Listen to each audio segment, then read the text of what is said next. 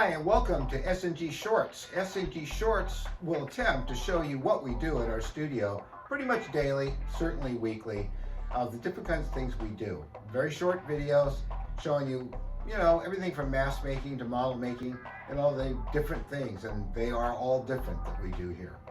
So I'm getting lots of orders for masks lately again, which is always nice. This is the mold to a four-eyed creature that's sort of the modernized version of Seymour that I did originally for a TV show called Starstruck back in the 70s.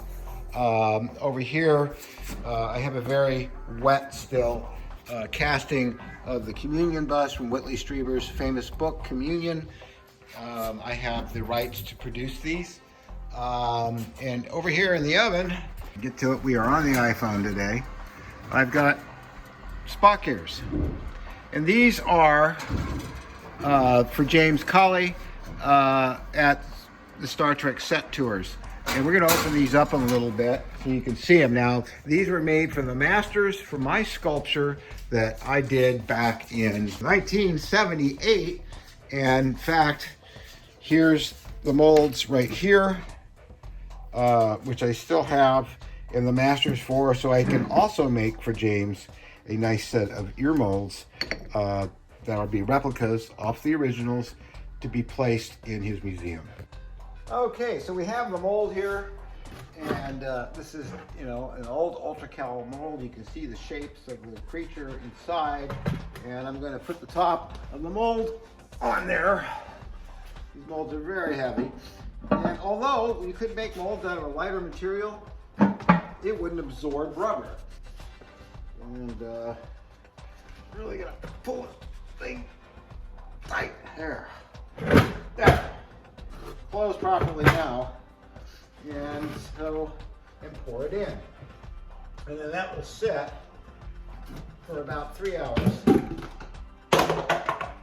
get real thick, and we'll dump out the excess. Here comes the rubber. Big old chunk in there. When it gets up to about here, I'm going to lean it forward a bit so each air that's in the chin will pop out. And it did just went bloop, bloop. Otherwise you get a thin spot in there. In the chin, you don't want that. Get rid of that air. So that rubber in. This thing weighs about 80 pounds. So just store it on the side. So what I need to do is slosh up into here because the way this mold is made, I can't get up even. But that's basically how we pour a mask. So here's the Spock ear molds. I just put a little powder in them, which I need to dust.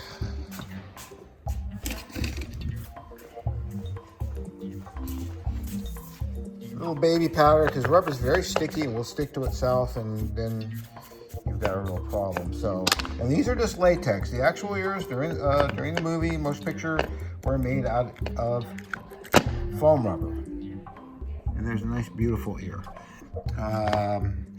But you can make hollow cast slip rubber out of these ear molds as well. That's just why they're plaster.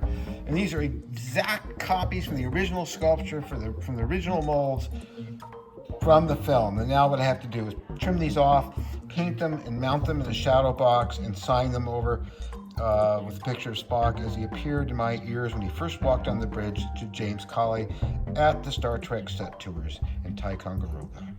So now we've dumped the rubber out and it's all draining for about a half hour or so, maybe less, into this bucket. And then tomorrow we should have a mask fairly dry enough to pull out and paint. And the other thing we're doing is putting in literally thousands of fiber optics into this Star Wars model I'm building for a customer. And in a second here, I'm going to close it up and you'll be able to see what that looks like.